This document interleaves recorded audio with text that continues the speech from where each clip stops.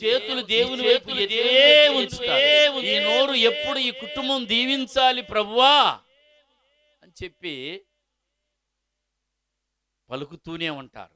నేను ఎప్పుడు ఆ ప్రాంతం అప్పుడు వెళ్ళినా కూడా కూర్చోలేకపోయినా, హెల్త్ బాగలేకపోయినా కూడా కొంతమంది ప్రార్థన చేసేవాళ్ళు సంఘంలో ఉన్నప్పుడు వాళ్ళతో పాటు కలిసి ఎక్కువగా కూర్చొని ప్రార్థనలో కూర్చొనే గడుపుతూ ఉంటుంది. ఏం చేసిద్ది ప్రార్థన? నా బిడ్డలు ఆశీర్వదించబడాలి, వాళ్ళ బిడ్డలు ఆశీర్వదించబడాలి, సంఘం ఆశీర్వదించబడాలి, సంఘం ఆశీర్వాదకరంగా బిడ్డలు ఇంకా దేవుని పనిలో ఘనంగా బలంగా వాడబడాలనే ఇలాంటి ప్రార్థనే చేసి ఉంటుంది.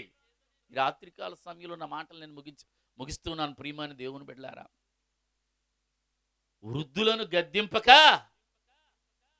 వాళ్ళను ప్రేమతో పలకరించడం నేర్చుకోవాలంట. ప్రార్థన చేసే తల్లులు ఇంట్లో ఉంటే ఎంత ఆశీర్వాదం, ప్రార్థన చేసే తండ్రులు ఇంట్లో ఉంటే ఎంత ఆశీర్వాదం.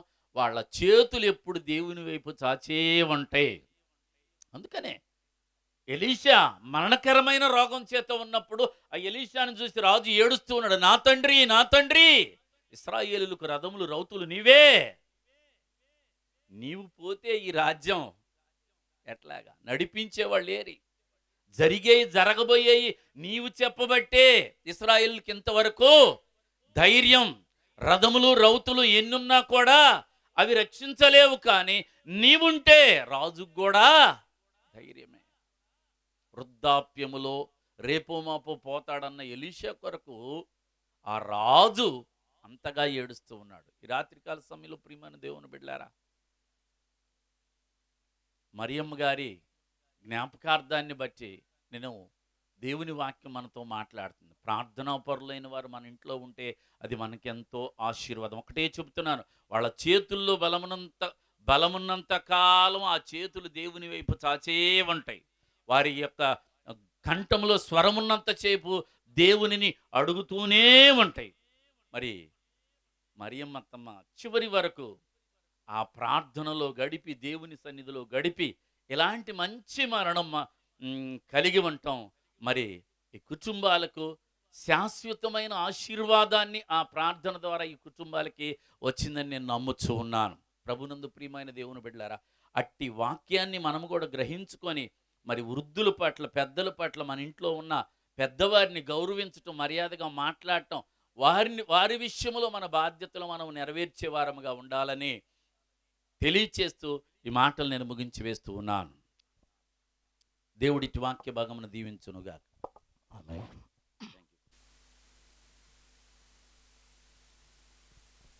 ప్రభువైన యేసుక్రీస్తు ప్రభువారి నామంలో చేరవచ్చినటువంటి మీ అందరికీ కూడా ప్రేమతో వందనాలు తెలియజేస్తున్నాను. స్థానిక సంఘ పెద్దలకు, అన్నగారికి, పాస్టర్ అబ్రహం గారికి, ప్రభుదాస్ అన్నకు, మీ అందరికీ కూడా ప్రేమతో వందనాలు తెలియజేస్తున్నాను. మరియమ్మ గారి ఈ మొదటి జ్ఞాపకార్థ ఆదరణ కూడిక, ఇది స్తుతి కూడిక కూడా. మన వైపు గుంటూరు జిల్లాలో స్తుతి కూడిక అనరు. నేను ఒంగోలు వెళ్ళగానే ఒక మీటింగ్ పిలిచి దాని మీద స్తుతి కూడిక అని పెట్టారు. ఏంటయ్యా, పాస్టమ్ గారు చనిపోతే స్తుతి కూడిక అని పెట్టారని అడిగా నేను. ఎట్లా పెడతారు మీరు అన్న. అప్పుడు వారు ఒక మాట చెప్పారు, యెహోవా ఇచ్చెను, యెహోవా తీసుకొనెను, యెహోవా నామమునకే. ఆయనే మరియమ్మ గారిని పంపించాడు, ఆయనే మరియమ్మ గారిని పిలుచుకున్నాడు, కాబట్టి ఆయనకే స్తుతి. దేవునికి స్తోత్రం చెప్పండి. అపోస్తుల కార్యాలు 3వ అధ్యాయం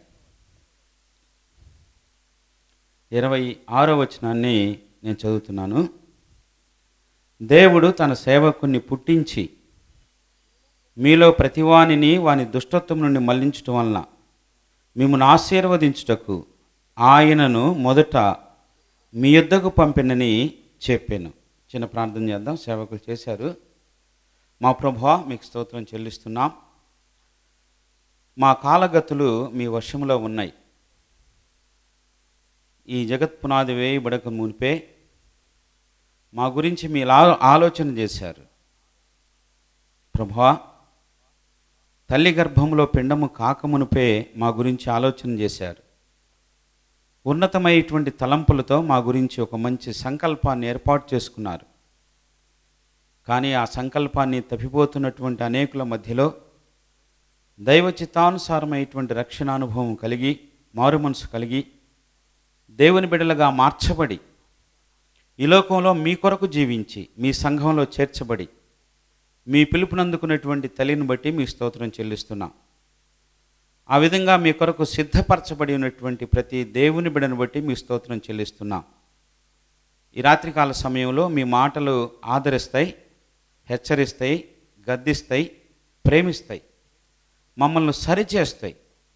ప్రభువా, ఈ మాటల చేత మేము సరిచేయబడి మీ రాకడ కొరకు సిద్ధంగా ఉండటానికి కావాల్సిన కృప దయచేయమని, మరి ముఖ్యంగా ప్రభువా, నిలువబడినటువంటి నేను నిష్ప్రయోజకమైనటువంటి దాసునని మీ సన్నిధిలో అంగీకరిస్తూ, ఈ రాత్రికాల సమయంలో సిలువ వేయబడిన యేసుక్రీస్తు ప్రభువారు అనేకులు ఎదుట ప్రదర్శించబడే భాగ్యము దయచేయమని, యేసుక్రీస్తు ప్రభువారి అమూల్యమైనటువంటి నామంలో స్తోత్రము చెల్లించి ప్రార్థించి అడిగి వేడుకొనుచున్నాము తండ్రి, ఆమెన్. క్రీస్తునందు ప్రియ సోదరి సోదరులారా, ఒక 7-8 సంవత్సరాలుగా నాకు మరియమ్మ గారు ప్రత్యక్షంగా తెలుసు. అంతకుముందు అబ్రాం గారు తెలుసు. కానీ అమ్మతో నేను సంఘానికి వచ్చినప్పటి నుంచి నేను ఆమెతో కొంత సహవాసాన్ని కలిగి ఉన్నాను. ఆమె ఎక్కువగా మాట్లాడదు, కానీ ఎక్కువగా పనిచేసిద్ది. పనిచేసే వాళ్ళు మాట్లాడరు, మాట్లాడేవాళ్ళు పనిచేయరు. ఆమె మాట్లాడదు. ఆమె పని చేసిందంటే అబ్రహాం గారి బట్టలు తెల్లగా ఉంటాయి. ఆయన బట్టలు తెల్లగా ఉన్నట్టుగా మనవి కూడా ఉండవు. ఎందుకంటే వాళ్ళమ్మ అంత ఇష్టంగా ఉతికింది. ఆమె పని చేసిద్ది, పనిచేసే తల్లి. మరియను గురించి బైబిల్లో ఆఖరిగా ఒక చోట రాయబడింది. యేసుక్రీస్తు ప్రభువారి యొక్క తల్లి అయినటువంటి మరియమ్మ గురించి బైబిల్ గ్రంథంలో ఆఖరిగా ఒక చోట రాయబడింది. అదే అపోస్తుల కార్యాలు. బైబిల్ గ్రంథంలో అపోస్తుల కార్యాలకు మరొక పేరుంది. అదేంటంటే పరిశుద్ధాత్మ కార్యాలు, the works of Holy Spirit. దేవుని యొక్క పరిశుద్ధాత్మ భూమి మీద పనిచేస్తే ఎలాంటి అద్భుతాలు జరుగుతాయో, ఎలాంటి గొప్ప కార్యాలు జరుగుతాయో, లోకానికి ఎలాంటి భయము కలిగిద్దో, ఆ విషయాలు డాక్టర్ లూకా ఈ అపోస్తుల కార్యాల్లో చక్కగా వివరించి వ్రాశాడు. దేవుని యొక్క ఆత్మ పనిచేస్తే, పరిశుద్ధాత్మ పనిచేస్తే, మాలో ఆత్మ ఉందండి, మాకు ఆత్మ వచ్చిందండి, ఆత్మలో ఉందని చెప్పుకోవడం కాదు. దేవుని యొక్క ఆత్మ ఒక వ్యక్తి జీవితంలో పనిచేస్తే, పరిశుద్ధాత్మ ఒక వ్యక్తి జీవితంలో పనిచేస్తే జరిగే ఒక గొప్ప కార్యాన్ని అపోస్తుల కార్యాల్లో స్పష్టంగా రాశాడు. అదేమిటంటే దేవుని యొక్క సంఘము ఏర్పాటు చేయబడటం, దేవుని యొక్క సంఘము క్షేమాభివృద్ధి చెందటం, దేవుని యొక్క సంఘము దినదినము అభివృద్ధి చెందటం. క్రైస్తవ మతం, క్రైస్తవ మార్గం, క్రిస్టియానిటీ యొక్క మూల పదాల్లో ప్రాముఖ్యమైనటువంటి ఒక పదం ఏంటంటే, క్రైస్తవ్యం అనే చోట కోలన్ డాష్ని పెట్టి ప్రాముఖ్యమైన పదం, ఇంపార్టెంట్ ఏంటి, క్రైస్తవ మతానికి ముఖ్యమైన పదం ఏంటంటే ఎక్స్పాన్షన్. నీ గుడారమును విశాలపరుతును.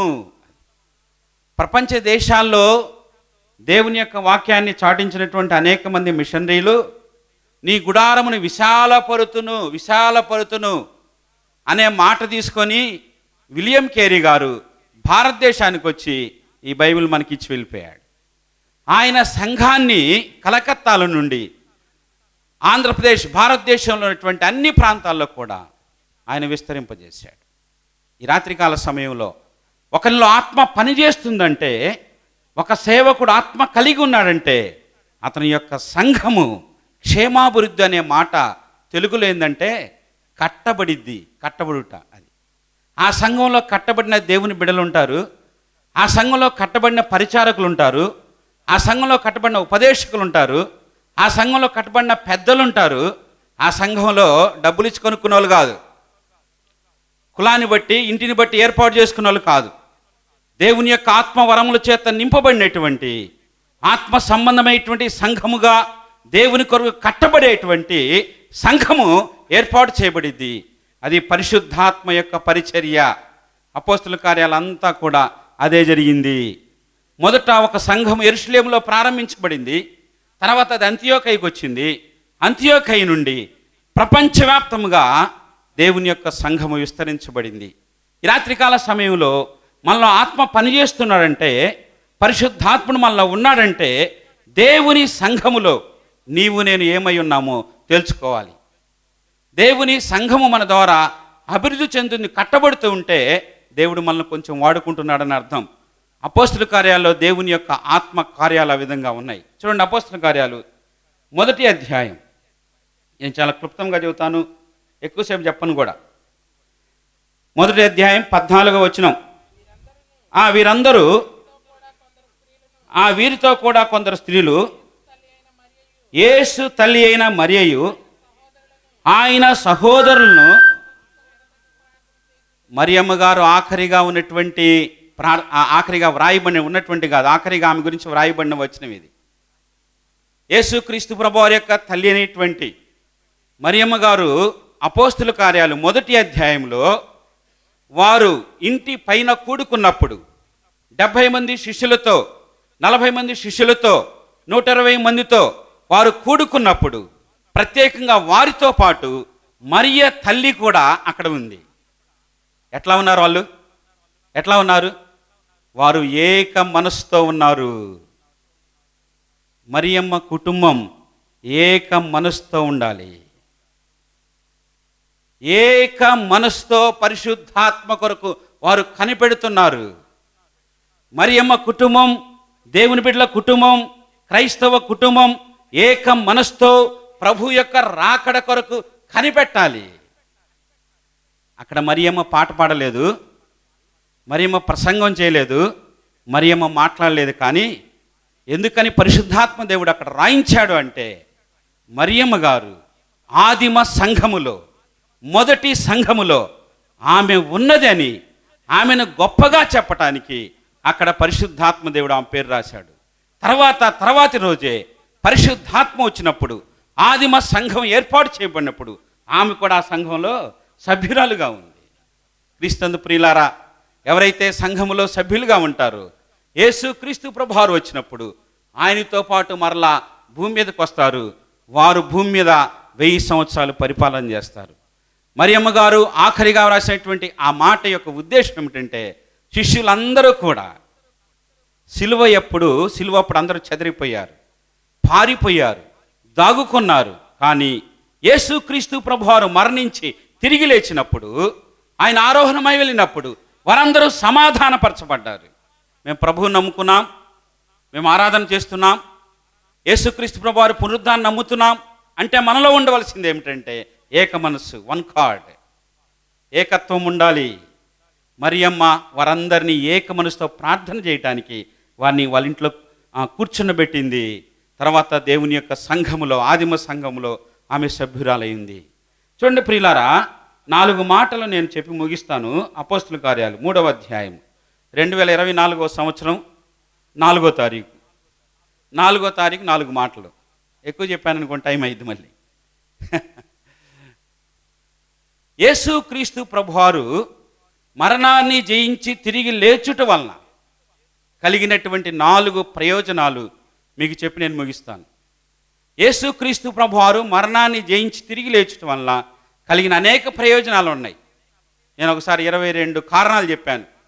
యేసుక్రీస్తు ప్రభువారు మరణాన్ని జయించి తిరిగి లేచడం వల్ల వచ్చిన ప్రయోజనాలు, ఉపయోగాలు, సంఘానికి వచ్చిన ఆశీర్వాదాలు రకరకాలుగా చెప్పుకోవచ్చు. 4 విషయాలు ఇక్కడ నేను చెప్తున్నాను. అదేమిటంటే, మొట్టమొదటిగా ఆయన మీలో ప్రతివానిని, అది ఇక్కడ ఒక మాట మనకి చదవాలి. దేవుడు తన సేవకుని పుట్టించి అని రాశాడు. పుట్టడం అంటే క్రిస్మస్ కదా, కానీ కింద ఏం రాశాడు? పుట్టినోట్లు ఏం రాశాడు? పుట్టడం అంటే ఏం రాశాడా బ్రదర్? ఏం రాశాడు? పుట్టించి అని. కింద పుట్టినోట్లో 1 అని రాసి కింద రాశాడు లేపి అని రాశాడు. కనపడలేదా? 3వ అధ్యాయం 26వ వచనం. అపోస్తుల కార్యాలు 3వ అధ్యాయం 26వ వచనం. దేవుడు తన సేవకుని పుట్టించి, ఆ పుట్టించి అన్న చోట ఏముంది? ఒకటేని మార్కేసి పుట్టించాడు అంటే అర్థం ఏంటంటే ఆయన్ని మృతుల్లో నుండి మరలా తిరిగి లేపాడు. క్రిస్మస్ అంటే యేసుక్రీస్తు ప్రభువారి యొక్క పుట్టుక మాత్రమే కాదు, ఆ పుట్టుకలో ఆయన పునరుద్ధానము కూడా ఉంది. నీవు నా కుమారుడవు, నేడు నిన్ను కనియున్నాను అంటే అదే ప్రవచనం. యేసుక్రీస్తు ప్రభువారి పుట్టుకలో ఆయన పునరుద్ధానం కూడా ఉంది. ఆయన మరణాన్ని జయించి తిరిగి లేచి ఆది సంభూతుడుగా మృతుల్లో నుండి తిరిగి లేపబడ్డాడు. ఈ సర్వ సృష్టిలో మరణమును జయించి తిరిగి లేచినటువంటి ఏకైక కుమారుడుగా, అద్వితీయుడుగా, మరొక రూపం లేనటువంటి దేవుడుగా ఏకైక యేసుక్రీస్తు ప్రభువారు ఒక్కడే. ఆయన ఒక్కడే మరణాన్ని జయించి తిరిగి లేచాడు. అందుకే తన సేవకుణ్ణి మరణముల నుండి తిరిగి లేపాడు. లేపటం వల్ల ఏం కలిగిందంటే ఆశీర్వాదం ప్రారంభమైంది. ఆశీర్వాదం యొక్క ప్రారంభము. ఒక వ్యక్తి ఆశీర్వదించబడటానికి, మనం ఆశీర్వదించబడటానికి, మన కుటుంబం ఆశీర్వదించబడటానికి, సంఘం ఆశీర్వదించబడటానికి, లోకం ఆశీర్వదించబడటానికి ప్రారంభం ఎక్కడంటే యేసు క్రీస్తు ప్రభువారి పునరుద్ధానమే. ఆయన తిరిగి లేచటం వల్లనే. ఎందుకని? ఒకప్పుడు మనం శాపములో ఉన్నాం. మొదటి ఆదామైనటువంటి ఆదాము మనందరినీ కూడా పాపము చేసి శాపాన్ని తీసుకొని వచ్చాడు. కడపటి ఆదామైనటువంటి యేసుక్రీస్తు ప్రభువారు మనందరికీ మరణాన్ని జయించి తిరిగి లేచి ఆయన ఏం తీసుకొచ్చాడు? మన శాపాన్నంతటిని ఆయన వీపు మీద మోసి ఆయన మరణించి ఆయన మరణాన్ని జయించి తిరిగి లేచడం వలన మనకు ఆశీర్వాదం వచ్చింది. ఎవరైతే యేసుక్రీస్తు ప్రభువారి యొక్క పునరుద్ధానాన్ని నమ్ముతారో, ఆయన మరణాన్ని జయించి తిరిగి లేచాడని నమ్ముతారో, వారి జీవితాల్లో మొట్టమొదటి ఆశీర్వాదము ప్రారంభమైంది. అదేమిటంటే పాపము నుండి మళ్లించబడుట. దుష్టత్వము అంటే, దుష్టుడు అంటే అపవాది. అపవాది యొక్క శాస్త్రము నుండి, అపవాది యొక్క చట్టము నుండి, అపవాది యొక్క ఆలోచనల నుండి మనం బయటికి రావటమే మొదటి ఆశీర్వాదం. రాత్రికాల సమయంలో క్రీస్తు ప్రియులారా, బాప్తీసం తీసుకోవటం కాదు పెళ్లి కోసం,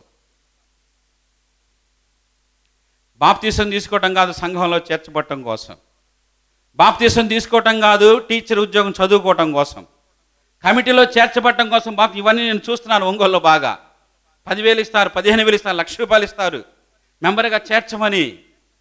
ఎందుకంటే తర్వాత కోట్ల రూపాయలు తినటానికి. ప్రత్యక్షంగా నేను చూస్తున్నాను. కొద్దిగా మన గుంటూరు చాలా బెటర్,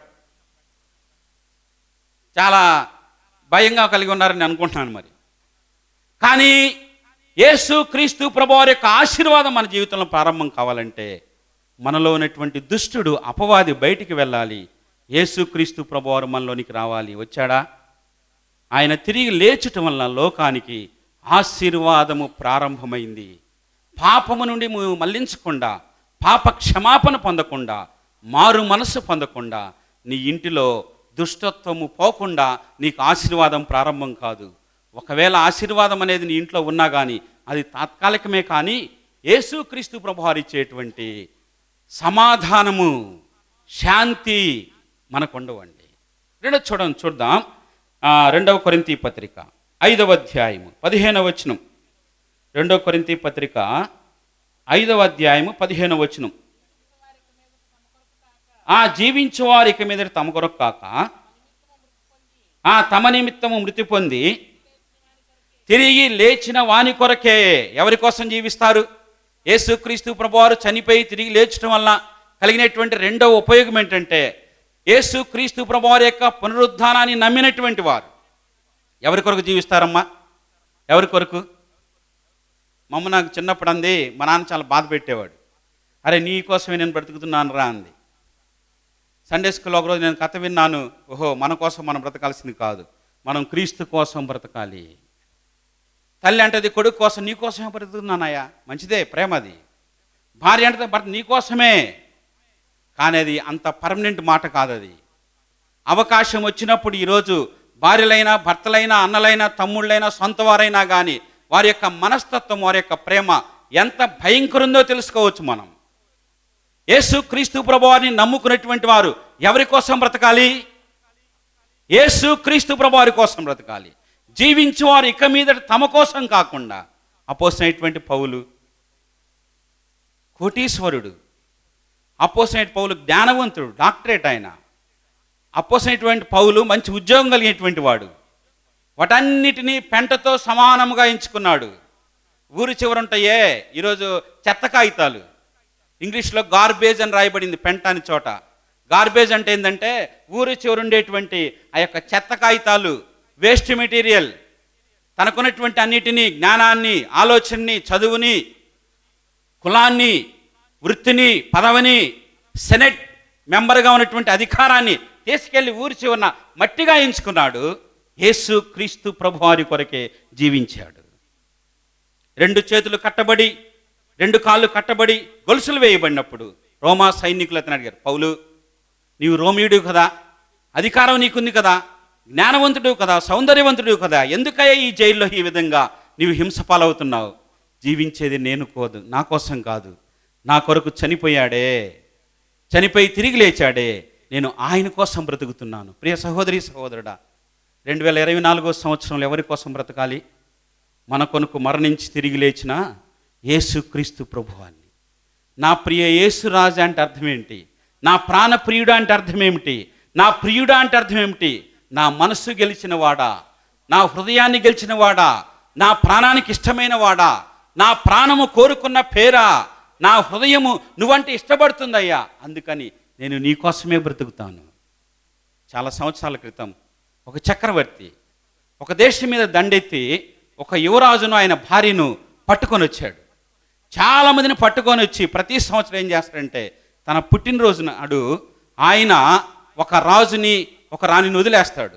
ఒకసారి 2 యవనస్తుల వంతు వచ్చింది. చక్రవర్తి సింహాసనం మీద కూర్చున్నాడు. పిలిచాడు, అబ్బాయి ఇటు రాండి, ఏంది మీ పేరు?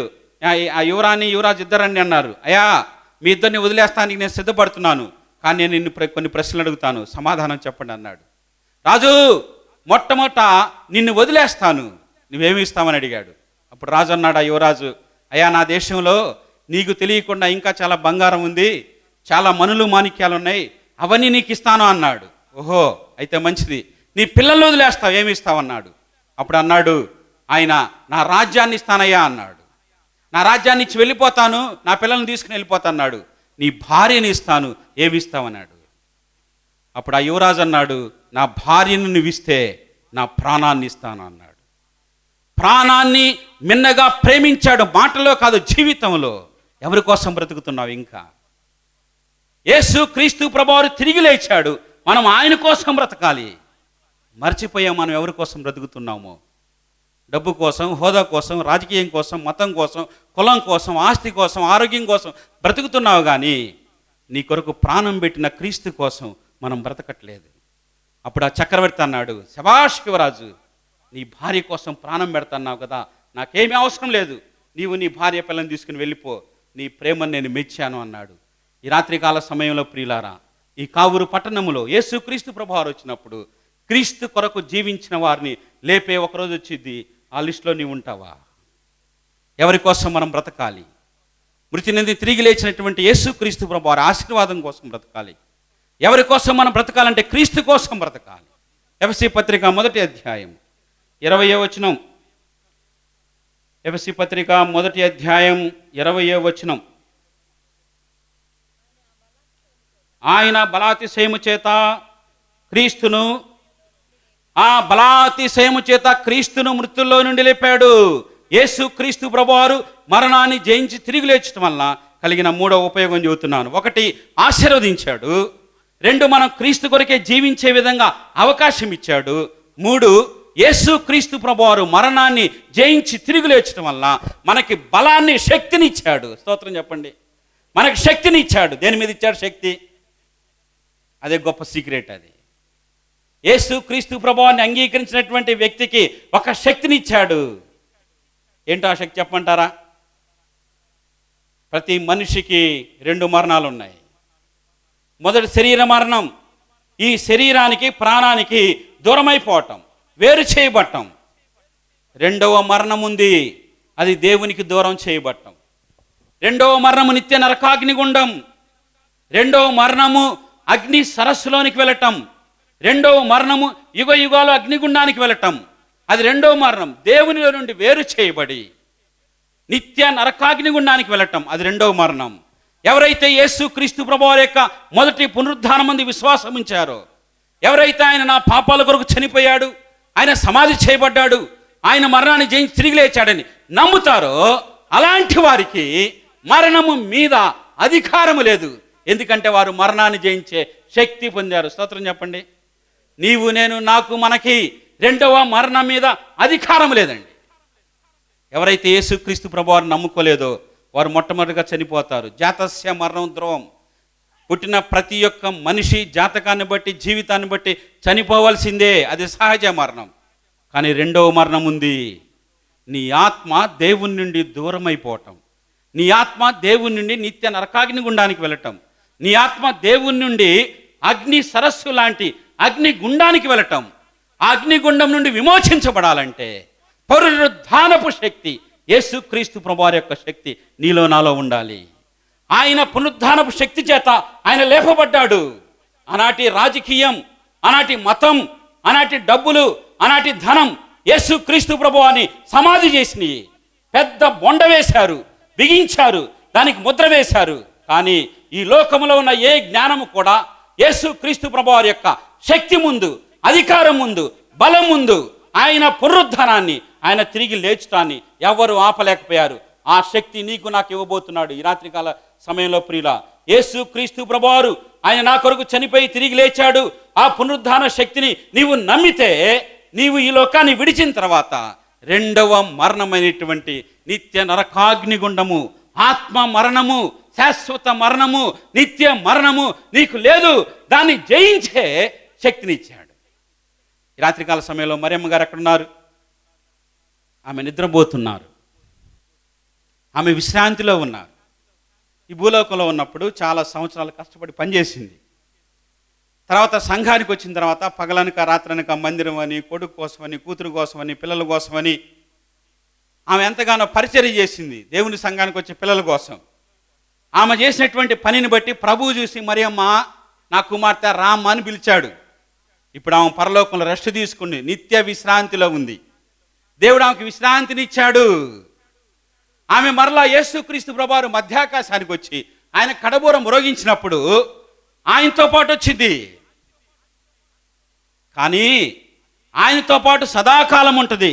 కానీ ప్రభువుని నమ్ముకోకుండా చనిపోయావే, యేసుక్రీస్తు ప్రభువుని అంగీకరించకుండా చనిపోయారే, వారు ప్రభువుతో ఉండరండి.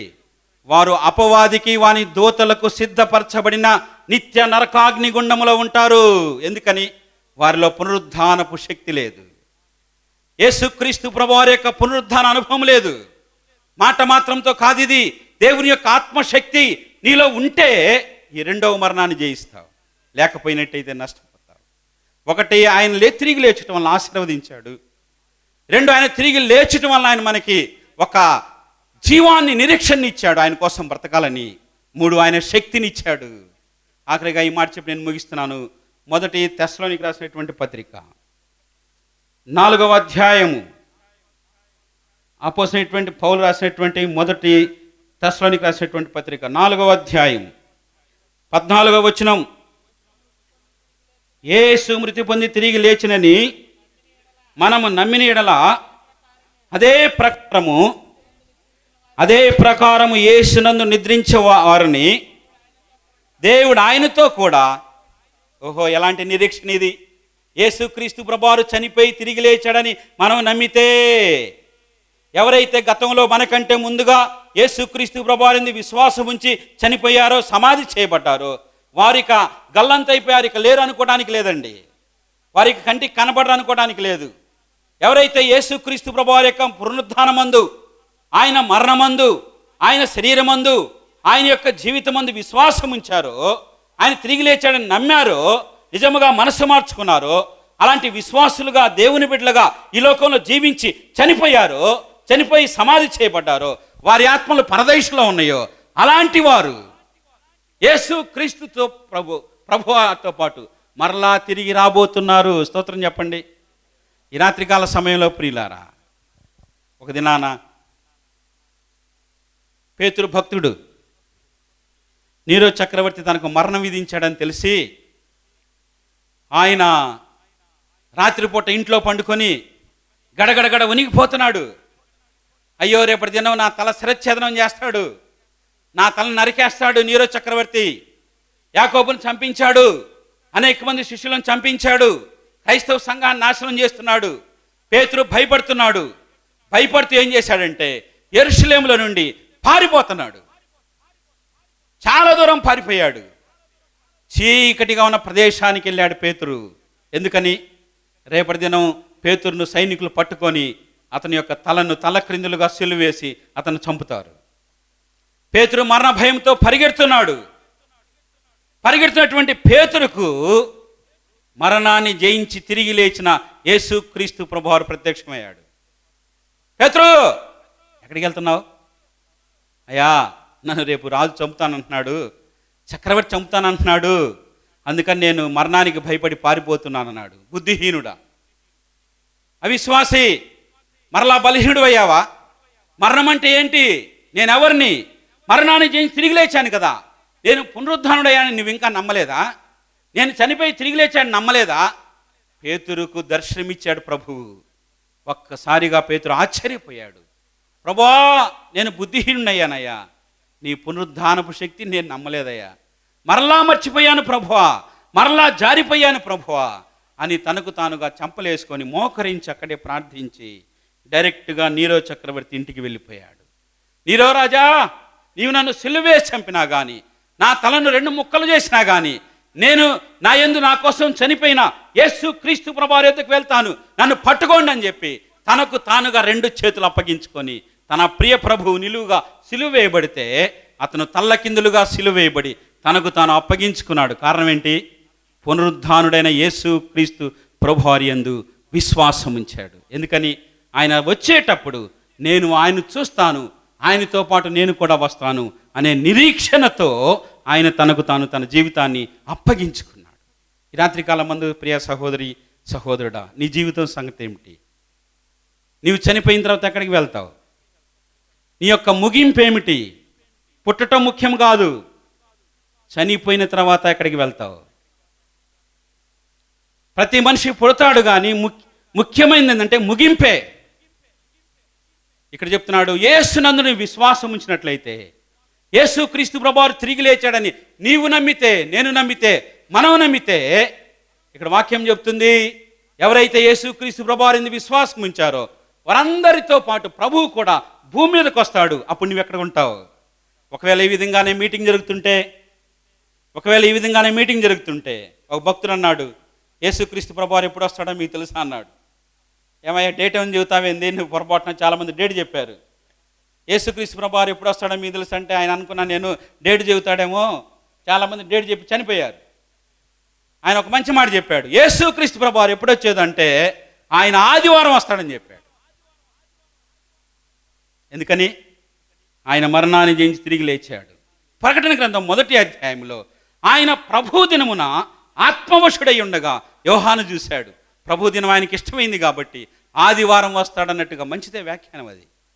ఒకవేళ ఆదివారం వస్తే దేవుని సన్నిధిలో ఉంటావా? ఆరాధనలో ఉంటావా? సినిమా హాల్లో ఉంటావా? క్లబ్లో ఉంటావా? జోదగాల దగ్గర ఉంటావా? వడ్డీలు చెల్లించే దగ్గర ఉంటావా? వడ్డీలు పుచ్చుకునే దగ్గర ఉంటావా? ఎక్కడ ఉంటావు? పేతురు యేసుక్రీస్తు ప్రభువారి యొక్క పునరుద్ధానాన్ని నమ్మాడు. నా ప్రభువు నా కొరకు చనిపోయి తిరిగి లేపబడ్డాడు, నేను కూడా ఆయన ఎందు విశ్వాసం ఉంచి నా జీవితాన్ని అప్పగించుకుంటానని తల్లకిందులుగా సిలువ వేయబడ్డాడు. ఎందుకని? ఆయన వచ్చేటప్పుడు ప్రభువుతో పాటు పేతురును కూడా మనం చూస్తాం. ఈ రాత్రికాల సమయంలో నీ జీవితం యొక్క ముగింపు ఏమిటి సహోదరి సహోదరుడు? ఆలోచన చేయండి. 4వ తారీఖు 4 విషయాలు చెప్పాను. యేసుక్రీస్తు ప్రభువారు మరణాన్ని జయించి తిరిగి లేయటం వల్ల ఆశీర్వాదం ప్రారంభమైంది. ఆయన మరణాన్ని జయించి నీ కొరకు చనిపోయాడని నీవు లేకపోయినట్లయితే, విశ్వాసం ఉంచకపోయినట్లయితే నీవు ఇంకా శాపంలోనే ఉన్నావు. యేసుక్రీస్తు ప్రభువారి యొక్క పునరుద్ధానాన్ని నీవు నమ్మకపోతే నీ జీవితానికి గమ్యమే లేదు. యేసుక్రీస్తు ప్రభువారు తిరిగి లేచాడని నీవు నమ్మకపోతే ఆయన ఆత్మశక్తి, పునరుద్ధాన శక్తి నీలో లేదు. యేసుక్రీస్తు ప్రభువారు తిరిగి లేచాడని నీవు నమ్మకపోతే నీకు నిరీక్షణే లేదు. నిరీక్షణ లేని జీవితం అలల చేత కొట్టబడుచున్న పడవ లాంటిది. అది ఎప్పుడు మునిగిపోద్దో తెలియదు. మరియమ్మ గారు యేసుక్రీస్తు ప్రభువారింది విశ్వాసం ఉంచారు.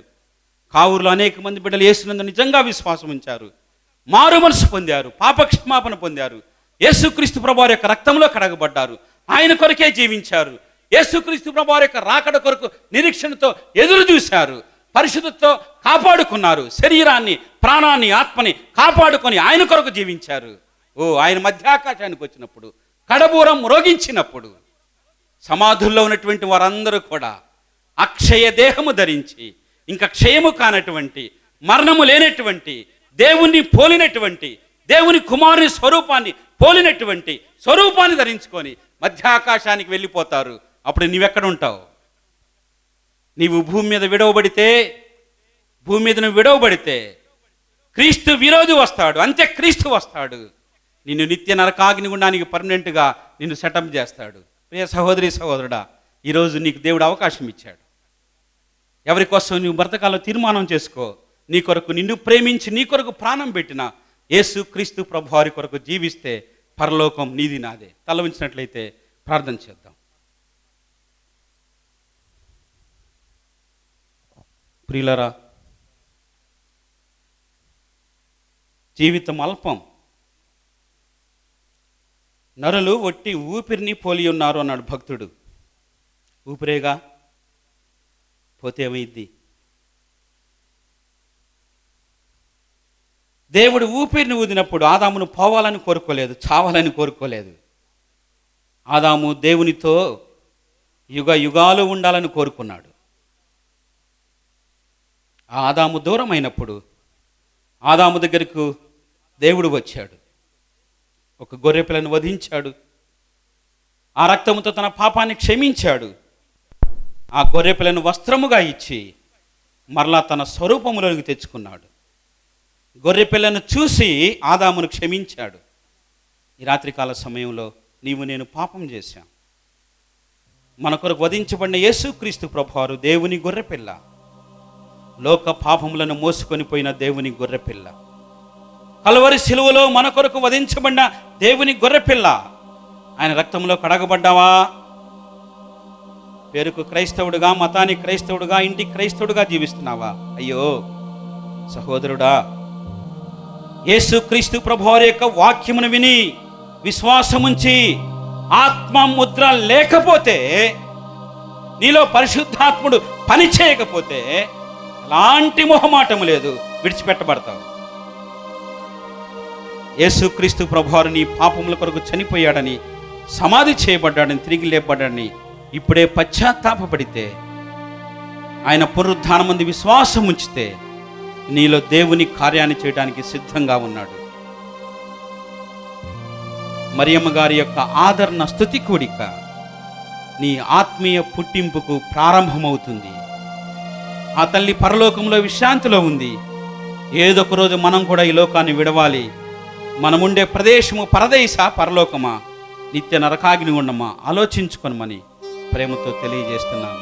ఈ మంచి అవకాశం పోగొట్టుకోబాకండి. ప్రభువుని అడగండి, ప్రభువా నేను పాపిని, నా పాపాన్ని క్షమించి నా హృదయాన్ని, నా మనస్సాక్షిని, మనస్సును నీ రక్తధారలో కడిగి నన్ను పవిత్రపరచమని అడగండి. ఆయన క్షమించుటకు సిద్ధమైన మనసు గలవాడు. యేసయ్య క్షమించని పాపే లేడు, యేసయ్య క్షమించని పాపమే లేదు. మా ప్రభువా మీకు స్తోత్రం చెల్లిస్తున్నాం. మీ మాటల చేత మేము ఆదరించబడుతున్నాం. మాకంటే ముందుగా విశ్వాసం ఉంచి మీ సన్నిధికి వెళ్ళినటువంటి మీ బిడ్డలు మాకంటే ముందుగా ప్రభు యొక్క సన్నిధిలో ఉన్నారు. ఒకవేళ మీ రాకడ వస్తే వారు మీతో పాటు వస్తారు. మేము వారిని కలుసుకోబోతున్నాం. మీ రాకడ కొరకు శుభప్రదమైన నిరీక్షణతో మేము ఎదురు చూస్తున్నాం. 2024 నూతన సంవత్సరం మాకు ముఖ్యం కాదు, కానీ మా ప్రియ కుమారుడు, పెండ్లి కుమారుడు, మా వరుడు రాబోతున్నాడనే నిరీక్షణ మమ్మల్ని ఆనందంగా ఉంచుతుండగా, యేసుక్రీస్తు ప్రభువారు రక్షకుడని ఎవరైతే రాత్రికాల సమయం విశ్వాసం ఉంచుతారో వారి హృదయాల్లో ఆత్మ కార్యం జరిగించమని, సంఘానికి శుభప్రదమైనటువంటి నిరీక్షణ దయచేయమని, మరి మమ్మ కుటుంబానికి సమాధానము, శాంతి, ఏక మనసు దయచేయమని, చేరి వచ్చిన సంఘాన్ని, సంఘ పెద్దలను, సంఘ సహోదరులను, విశ్వాసులను నిండారుగా దీవించమని యేసు క్రీస్తు ప్రభువారి అమూల్యమైనటువంటి నామంలో స్తోత్రము చెల్లించి ప్రార్థించి అడిగి వేడుకొనుచున్నాము తండ్రి. ఆమేన్. మీ అందరికీ వందనాలు.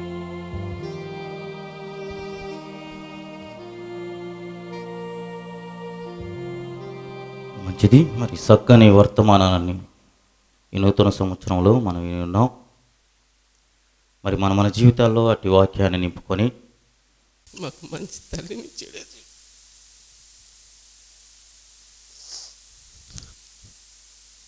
మంచి తల్లిని ఇచ్చాడు.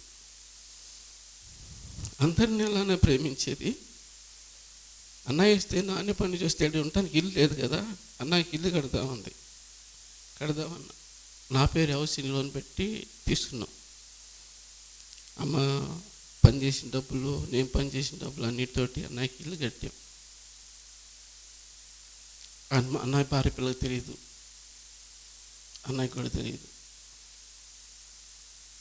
అమ్మ బావి కానిచ్చి నీళ్ళు మోసుకొని వచ్చి, నేను నీళ్ళు మోసుకొని వచ్చి ఇల్లు కట్టిపెట్టాం. ఎందుకంటే అన్నయ్య ఇస్తుంటానికి ఇల్లు లేదు కదా, ఏడుంటాడు ఇస్తే వాడు ఇల్లు లేదు కదా, అందుకని ఇల్లు కట్టామనుకో వాడు వచ్చినప్పుడు ఇంట్లో ఉంటాడని. ఎంత మంచి మనసు.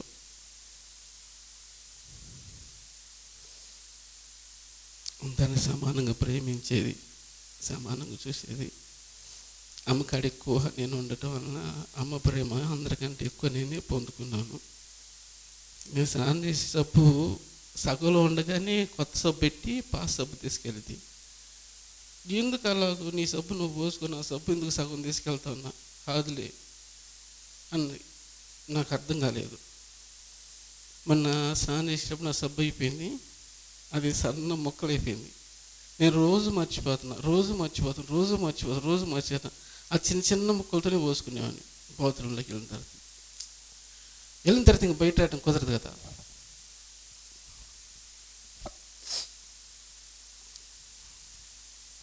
ఒకరోజు అయితే ఆ చిన్న ముక్కలు కూడా అయిపోయి ఇప్పుడు స్నానం చేయడం సబ్బు లేదు. బీరువాలో సబ్బు ఉంది. అమ్మ రూమ్ వేరుగా ఉంటుంది, నా రూమ్ వేరుగా ఉంటుంది. అమ్మ రూమ్లో బీరువా పెట్టి దాంట్లో సబ్బులు ఉన్నాయి. బాత్రూంలోకి వచ్చిన తర్వాత మళ్ళీ వెళ్ళాలి అలా సబ్బు కోసం. ఒకరోజు ఉట్టిగా నీళ్ళు పోసుకొని, అమ్మ ఎందుకే నేను సబ్బు అయిపోతే నీళ్ళు పోసుకుంటానని సగం సబ్బులో ఉండగానే నిండు సబ్బు పెట్టి సగం తీసుకెళ్తే అక్కడ సగం సబ్బు అయిపోయింది అమ్మది, ఇక్కడ నాకు సగం అయిపోయింది. అమ్మ శుభ్రంగా అయిపోయినాక మరలా వచ్చి నాకు సబ్బు పెట్టి తీసుకెళ్తా ఉండేది. అందుకే కావాలి అలా చేసేదని ఆ రోజు నాకు గుర్తొచ్చింది. నిజంగా అమ్మ చాలా ప్రేమ కలిగింది, మమ్మల్ని అందరం ప్రేమగా చూసుకుంది.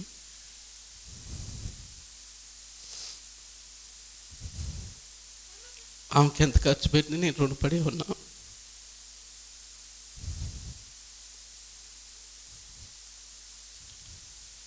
రుణం తీర్చుకోలేను. కృప ఏంటంటే అమ్మ నేను నాన్నే చూసుకునే భాగ్యం ఇచ్చాను. నాకు పెళ్ళి లేదు కదా, అమ్మ నాన్న నాకనే ఉండేవాళ్ళు, నేనే చూసుకునేవాడిని. అమ్మ నాన్న చూసుకునే కృప దొరికింది నాకు.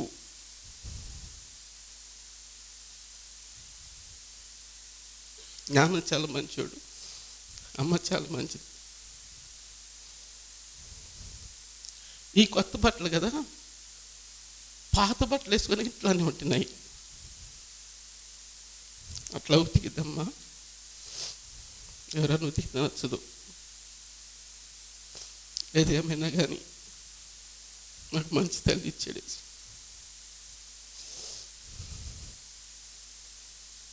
మంచి తల్లి ఇచ్చాడు.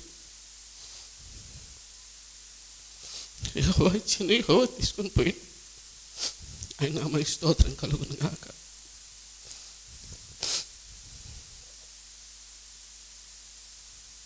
ఆ ప్రేమ మళ్ళీ ఎక్కడ దొరకదు.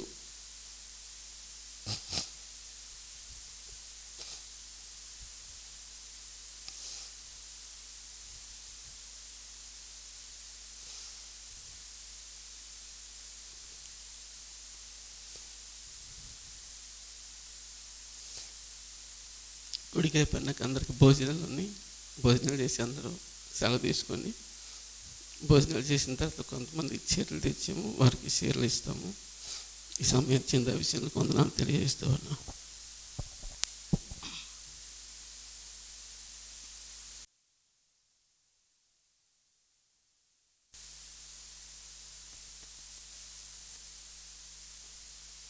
ఈ చీరలు తీసుకెళ్ళడానికి మా అమ్మే కారణం.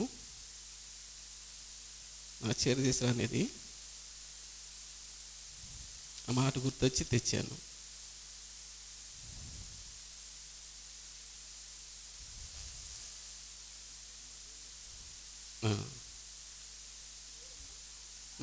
దారా మేరిమ్మ,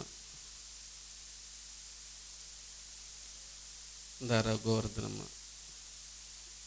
అమ్మారా ఫోటో తీసుంటారా, గుర్తుగా ఉంటాయి.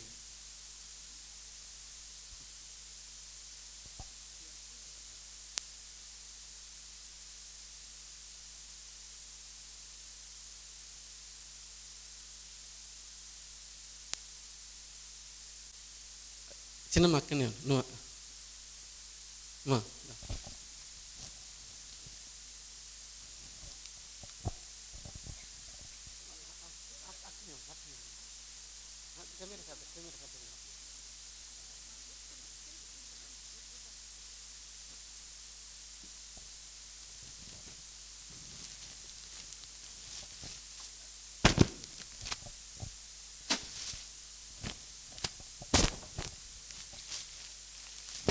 బంగారమ్మరా, బంగారమమ్మ, బంగారమమ్మ దా.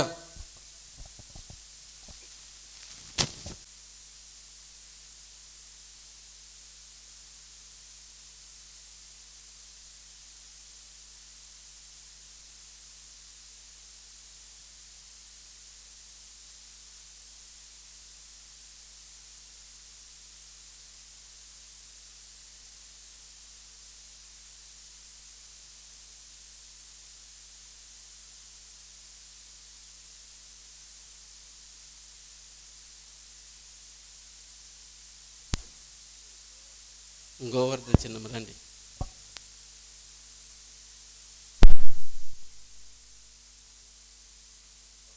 ఎలమంది చిన్నమ్మ, నాగోళక్క, కొనతో యలమందమ్మ గారు,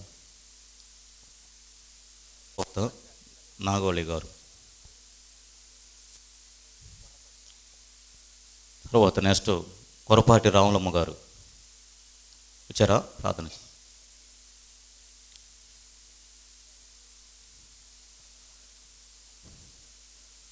కొరపాటి రాములమ్మ గారు.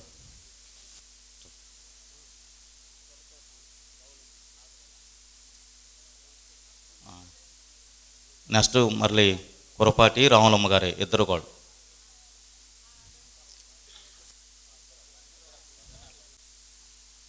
నెక్స్ట్ కొరపాటి విజయమ్మ గారు, కొరపాటి విజయమ్మ గారు.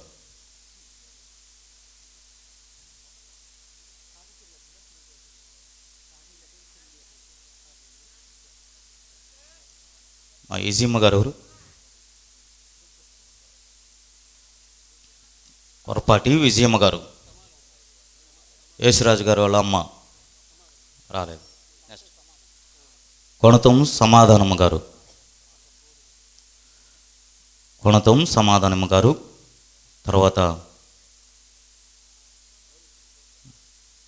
తర్వాత కట్టెం బోడిమ్మ గారు,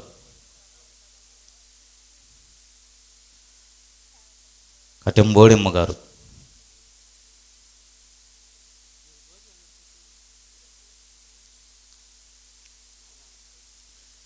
నలమాల మరియమ్మ గారు,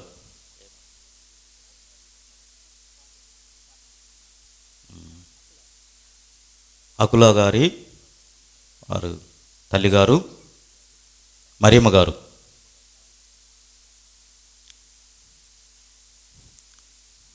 అలమాల మరియమ్మ గారు, అకులా గారి వారి తల్లిగారు.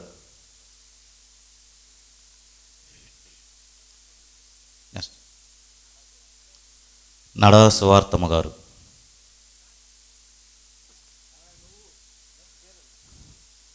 నర్సు నతనీయుల గారి తల్లిగారు.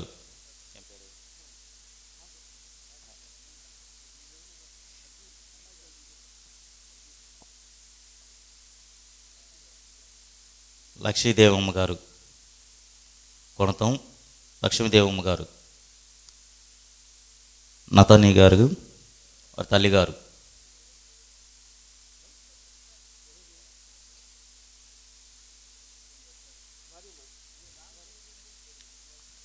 నెక్స్ట్ ఎవరు ఇంకా అయిపోయింది.